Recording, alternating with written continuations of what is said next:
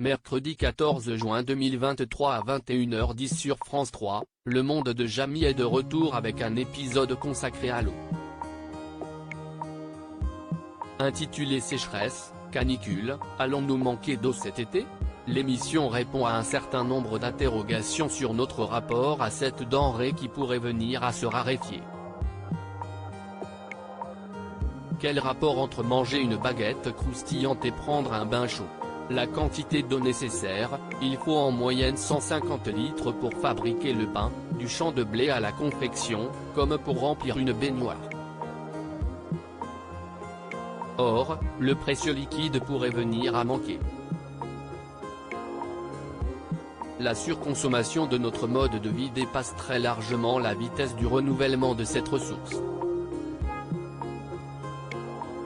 Dans ce nouvel épisode fascinant du monde de Jamie, sécheresse, canicule, allons-nous manquer d'eau cet été?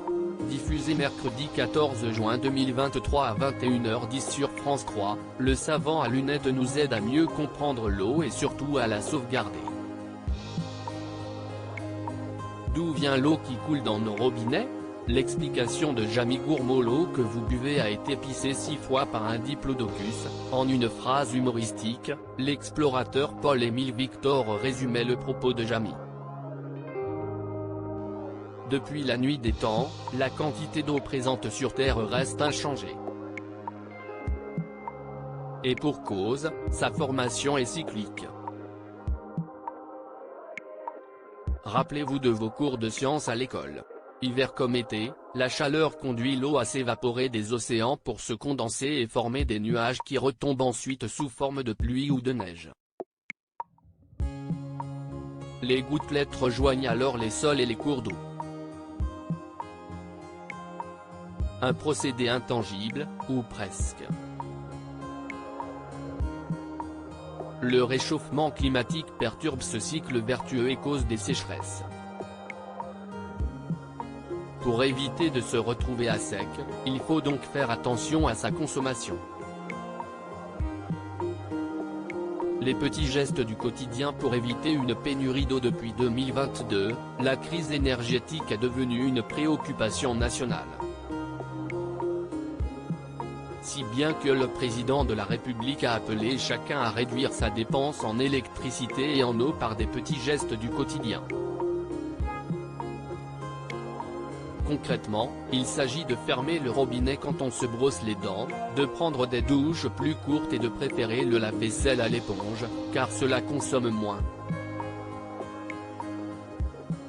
Couplée à la sécheresse, la crise a aussi apporté son lot de restrictions dans nos jardins, interdiction d'arroser, de remplir la piscine ou de laver sa voiture.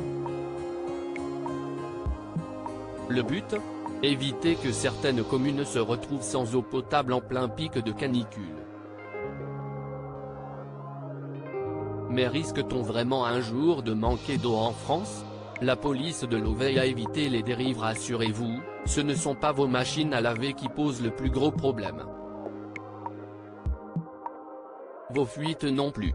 L'agriculture et les centrales nucléaires ont un besoin colossal en eau. Si bien que des régulations s'appliquent là aussi pour les obliger à respecter la nature. Pour traquer les contrevenants, la police de l'eau veille au grain. Elle démantèle régulièrement les bassins de récupération illégaux, débusque les fraudeurs et arbitre les conflits souvent houleux entre industriels et défenseurs de l'environnement. Des mesures salutaires pour nous assurer un accès durable à cet élément indispensable à la vie.